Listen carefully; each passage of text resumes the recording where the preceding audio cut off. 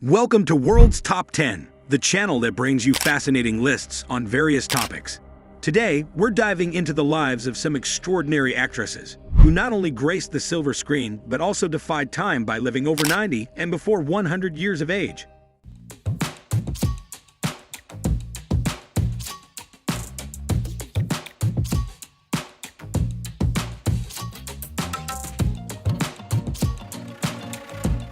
Ten. Ruby Dee. Ruby Dee was an American actress, poet, playwright, screenwriter, journalist, and civil rights activist. She is best known for originating the role of Ruth Younger in the stage and film versions of A Raisin in the Sun, 1961. She also starred in the Jackie Robinson Story, 1950, Cat People, 1982, Do the Right Thing, 1989, and American Gangster, 2007. Her film debut was That Man of Mine, 1946, for her performance as Mahalia Lucas in American Gangster, 2007. She was nominated for the Academy Award for Best Supporting Actress. 9. Phyllis Diller. Diller put out an autobiography in 2005 in her late 80s and entitled it Like a Lampshade in a Whorehouse, which pretty much says it all when recalling the misfit life and career of the fabulous, one-of-a-kind Phyllis Diller. It may inspire all those bored, discouraged, and or directionless housewives out there to know that the one-time 37-year-old chief bottle washer and diaper disposer of 5 started out writing comedy routines for her fellow female laundry mates as a sort of reprieve from what she considered her everyday household doldrums. She was born Phyllis Ada Driver on July 17, 1917 in Lima, Ohio, to Perry Marcus and Frances Ada. 8. Doris Day. One of America's most loved actresses was born Doris Mary Ann Kappelhoff on April 3, 1922, in Cincinnati, Ohio, to Alma Sophia Wells, a housewife, and William Joseph Kappelhoff, a music teacher and choir master. Her grandparents were all German immigrants. She had 2 brothers, Richard, who died before she was born, and Paul, a few years older. Her parents divorced while she was still a child, and she lived with her mother. Like most little girls, Doris liked to dance. At 14, she formed a dance act with a boy, Jerry Doherty, and they won $500 in a local talent contest. She and Jerry took a brief trip to Hollywood to test the waters. 7. Maureen O'Hara. In America, the early performing arts accomplishments of young Maureen Fitzsimmons, who we know as Maureen O'Hara, would definitely have put her in the child prodigy category. However, for a child of Irish heritage surrounded by gifted parents and family, these were very natural traits. Maureen made her entrance into this caring haven on August 17, 1920, in Ranelagh, a suburb of Dublin, Ireland. Maureen loved playing rough athletic games as a child and excelled in sports. She combined this interest with an equally natural gift for performing. This was demonstrated by her winning pretty much every FACE award for drama and theatrical performing her country offered. 6. Betty White. Betty White was born in Oak Park, Illinois, to Christine Tess Kachikis, a homemaker, and Horace Loven White, a lighting company executive for the Crouse-Hinds Electric Company. She was of Danish, Greek, English, and Welsh descent. Although she was best known as the devious Sue Ann Nivens on the classic sitcom The Mary Tyler Moore Show, 1970, and the Ditzy Rose Nyland on The Golden Girls, 1985. Betty White had been in television for a long time before those 2 shows, having had her own series, Life with Elizabeth, 1952, in 1952. 5. Jane Keane. Jane Keane was born April 10, 1923, in Hartford, Connecticut.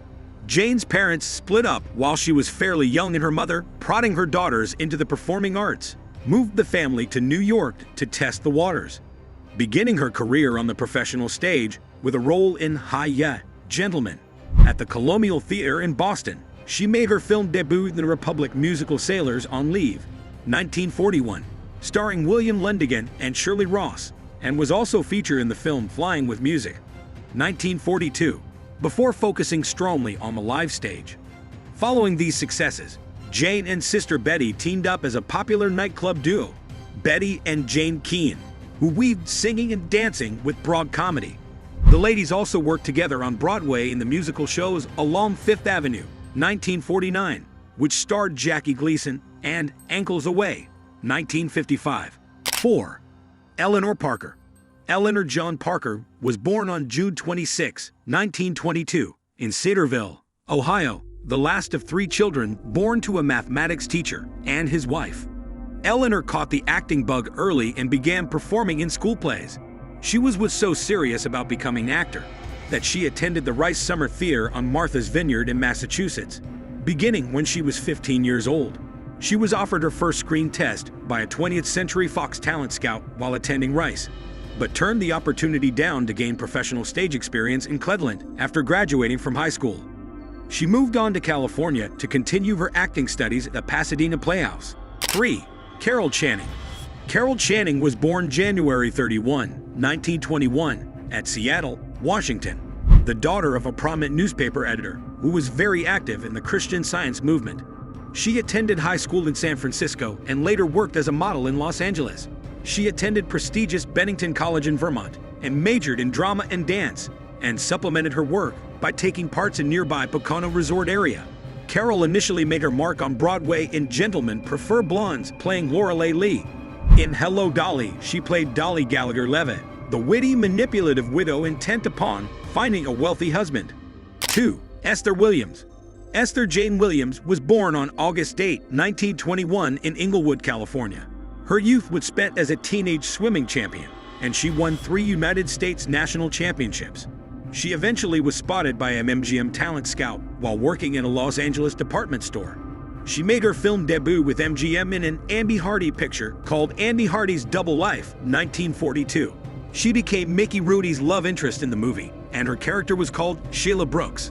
Following this movie, stardom was not far away. MGM created a special subgenre for her known as aqua musicals. Overall, Esther's acting skills were limited, and as a musical star in the audience's eyes, she was unsuccessful. Juanita Moore. African-American actress Juanita Moore entered films in the early 1950s, a time in which few black people were given an opportunity to act in major studio films.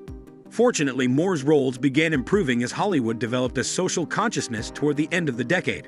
In 1959, she received an Academy Award nomination for her performance in Imitation of Life. 1959, a glossy updating of a once controversial Fannie Hurst novel about racism. Within the next decade, Hollywood underwent several sociological upheavals, and Juanita was one of the beneficiaries. She became a fixture in black-oriented films of the 1960s and 1970s, appearing in such films as Uptight, 1968, Thomasine and Bushrod, 1974, and Abby, 1974. Thanks for watching this insightful list on World's Top 10. If you enjoyed this video, don't forget to like, share, and subscribe to our channel for more intriguing lists.